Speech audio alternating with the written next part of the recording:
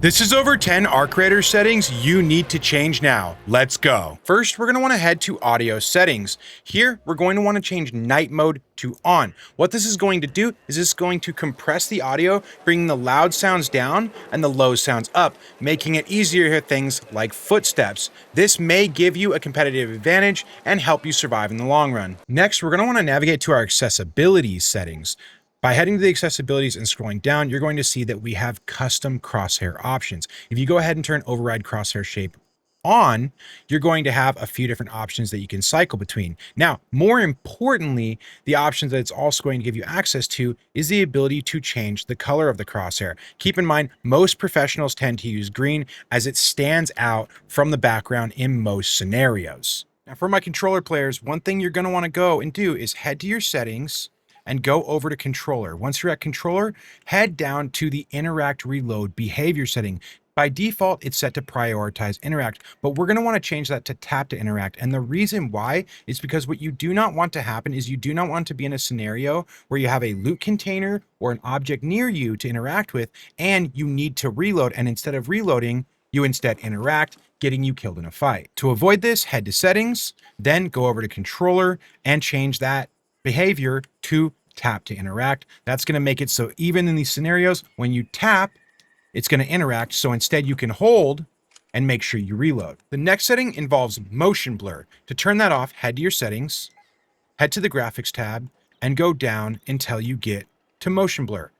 By default, this is enabled, which does provide max immersion. So if that's something you're looking for, feel free to leave this on. But if you'd like to increase your chances at seeing players and arc around you, I advise disabling the setting, as it's going to make it, when you are turning, a lot more clear and visible, giving you that competitive advantage. This setting is one of the most important ones. What you're going to want to do is head to your settings tab, go to graphics, and scroll down until you get to field of view.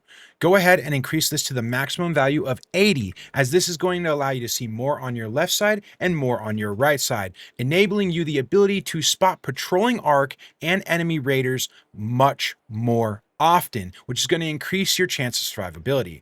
Here, I'll show you a comparison between both 60 and 80. As you can see here, 80 allows you to see targets on your left side that you otherwise would have not seen. Next, for my PC users, we're going to want to navigate to the settings tab, go to graphics, and we're going to be talking about the upscaling method that is NVIDIA DLSS. By default, this is going to be set on, as long as you have an NVIDIA graphics card, and DLSS quality is going to be set to auto. What we're going to want to do here is change it from auto to quality. Then for the DLSS model, this is really important. We want to change from CNN to transformer. That's going to bring the DLSS model from the old 2 and 3 model to the new 4 model, giving us the best visibility, visuals, and performance all at the same time. Next, we're going to be talking about graphics settings, and the first one on that list is going to be ray tracing. This is NVIDIA's RTX Global Illumination. By default, it's likely going to be set to higher epic depending on your graphics card, but my advice is to bring this all the way down from epic to static. This is going to brighten up the image a little bit more in the darker areas, but most importantly, it has a 23% FPS impact on your game. So lowering this to static is going to greatly improve your performance overall. Shadows look nice, but it's at the cost of massive performance. It's got a 13% difference between epic to low, and it also makes it more difficult to see players in darker areas. Competitive players are going to want to drop this all the way down to low. Post-processing affects both lighting and bloom.